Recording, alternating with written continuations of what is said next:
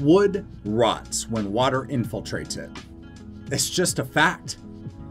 Even if you have hardy plank or vinyl siding, I'll bet $10 right now that you still have wood on the exterior of your house. Fascia boards, trim, soffits, and decks and patios are all generally using wood.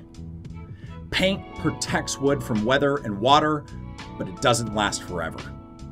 Left to deteriorate over time, these items will rot and compromise parts of your home. Luckily, you probably have some extra paint in the garage that's been used for this in the past. Touching up all of your wood-based exterior items every 3 to 5 years is recommended to extend the life of your entire home and keep it looking brand new. That's it for today. But check out our next video where we dive into maintaining your awesome tankless hot water heater. We'll see you then.